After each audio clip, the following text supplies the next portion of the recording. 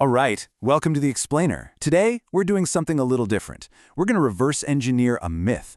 We're starting at the end with this really intricate piece of lore, and we're going to peel back every single layer to see exactly how it was built, from the very first word all the way to the epic story. Okay, so let's just dive right in. This is not your average description, right? It's a blueprint. It's an incredibly specific prompt designed to generate a piece of art. I mean, listen to this. Skin-to-metal realism, black gold sculpture, a specific engraved number. Every single word here is deliberate. So what does it all mean? How do you get from a list of attributes like this to a living, breathing story? So, to really get a handle on the final image, we have to go back to its DNA. I'm talking about the actual words used to will this thing into existence. See, this is where the world building really begins. It's not with some grand story. It starts with a command.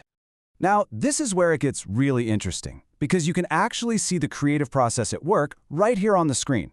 Over on the left, you've got a more classical idea, the Ivory marble version. But then, look at the right. It evolves. It becomes this black gold nocturne, and that completely shifts the mood from, serene and classical to something dark and mysterious. This is way more than just a color swap. It's a total change in the artifact's identity.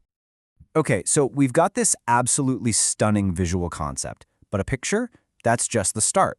For something to become a real myth, it needs an identity. It needs a name.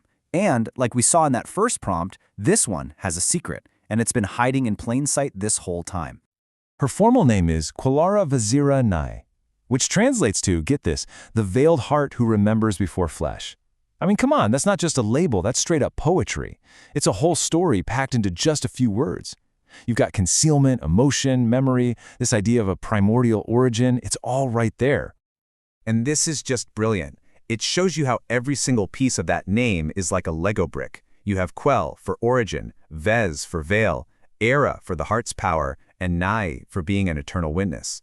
It's a completely constructed language, and the name itself basically becomes a spoiler, a tiny summary of the entire myth. Okay, remember that number from the very first prompt, the one engraved on her necklace? Well, here's the thing about good world building. Details like that are never random. This number, 85, it's a core piece of this entire mythology. So, in the lore's own special numerology, 85 isn't just, 85. You have to break it down. The number 8, that stands for infinity, balance, feminine endurance. Then you've got the number 5, which represents the physical body, the senses, the choice to be present. So what happens when you put them together? 85 becomes embodied eternity. It's the literal moment the infinite agrees to live inside a physical form. How cool is that? And the placement is absolutely crucial. Why on a heart necklace? It's not just for looks. The lore says the heart is the exact spot where choice meets devotion. So the number isn't just a tag. It's a powerful symbol of a voluntary sacrifice, a divinity literally choosing to be limited.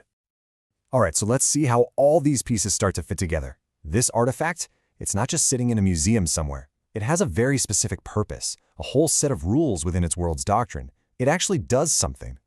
You'll find her in a place called the Hall of Quiet Devotion, and it's not open to just anyone. It's a space reserved for women who are at these critical moments in their lives, initiates, brides, widows. And the rules for visiting her are really specific. You don't kneel, you don't light candles in front of her, you just stand still. The whole idea is to show reverence through your quiet presence, not through some big act of worship. And there's a really important reason for that. See, she's not a goddess who's going to grant your wishes. She's what they call a witness artifact. Her job isn't to answer prayers or to judge anyone. Her one and only function is to exist as a silent, unblinking record of the truth. And the effect of being in her presence is supposed to be incredibly profound. The doctrine says it all. You don't get answers from her. You leave with something much heavier, clarity without comfort. Think about that. She's a mirror, not an oracle. Her total stillness forces you to face your own truth. And let's be honest, that's often way harder to deal with than just being told what to do. So this raises a question, right? How does this still, silent object actually come to life? How does it make that leap from just being a stone statue to being a living presence? Well, it's done through a very specific ritual, a candle activation chant. Okay, take a look. On the left, we have the chant in its original language, Qhavvarella. and on the right, what it actually means. And notice the way it builds. It starts by invoking the flame, then stillness, then it calls out the number 85 as a direct connection.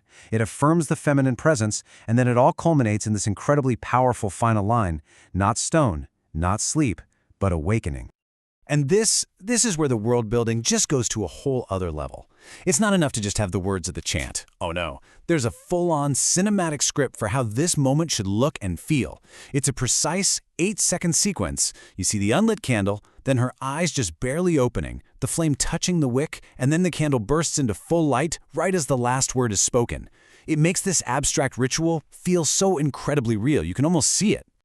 And now we've arrived at the source, the origin story. This is the glue that takes the prompt, the name, the number, the ritual, all of it, and weaves it together into one single cohesive myth. So, the story begins way back at the dawn of time, and it starts with a huge problem.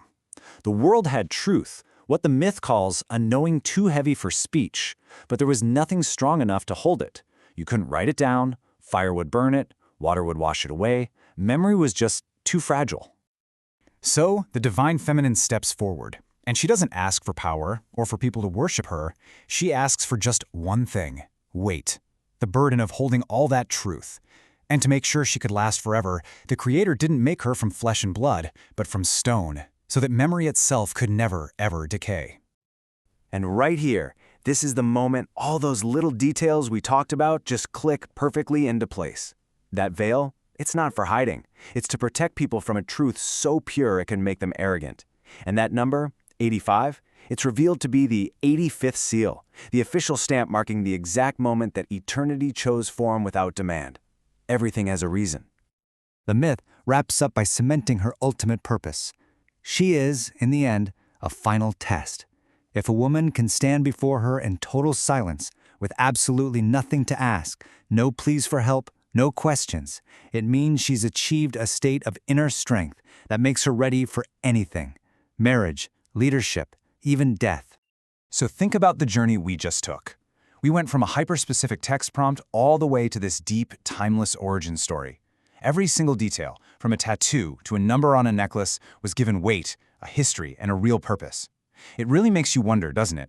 In an age where entire worlds can be generated from a few lines of text, at what exact moment does a complex set of rules and instructions stop being just a blueprint and start becoming a living, breathing myth?